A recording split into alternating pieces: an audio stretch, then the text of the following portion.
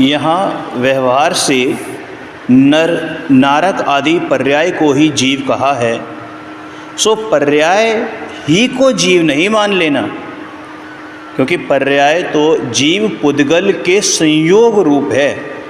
क्या नाम देते हैं इसको? असमान जातीय पर्याय।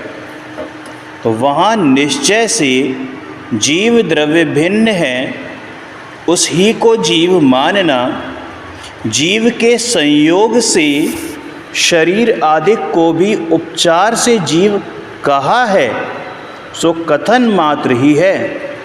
परमार्थ से निश्चय से तो शरीर आदिक जीव होते ही नहीं है, ऐसा ही श्रद्धान करना। तथा अभेद आत्मा में ज्ञान दर्शन आदि जो भेद किए, सो उन्हें भेद रूप ही नहीं मान लेना, क्योंकि भेद तो समझाने के लिए किए गए हैं। निश्चय से वास्तव में तो आत्मा अभेद ही है, अखंड ही है, उस ही को जीव वस्तु मानना।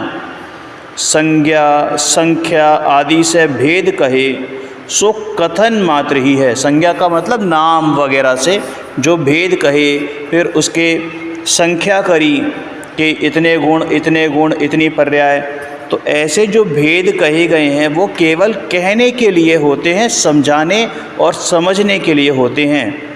निश्चय से वास्तव में तो भिन्न भिन्न है नहीं, ऐसा ही श्रद्धान करना।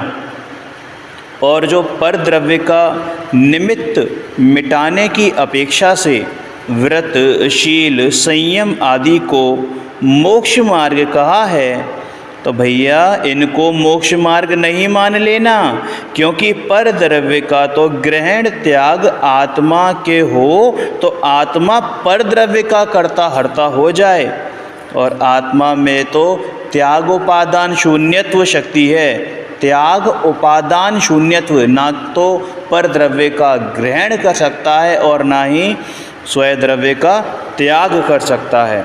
और जब पर द्रव्य का ग्रहण नहीं कर सकता तो पर द्रव्य का त्याग करने का ही सवाल नहीं पैदा होता, ठीक है ना। और स्वयं द्रव्य का वो त्याग कर नहीं सकता। समझ में आई बात? परंतु कोई द्रव्य किसी द्रव्य के अधीन है नहीं, इसलिए आत्मा जो अपने भाव रागादिक हैं उन्हें छोड़कर वीतरागी होता है। इसलिए निश्चय से वीतराग भाव ही मोक्ष मार्ग है। वीतराग भावों के और वृत्तादिक के कदाचित कार्य कारणपना है, इसलिए व्रत आदि को मोक्ष मार्ग यदि बोला जाए तो वो सिर्फ कथन मात्र ही है। परमार्थ से कोई भी बाहरी क्रिया मोक्ष मार्ग नहीं है, ऐसा ही श्रद्धान करना।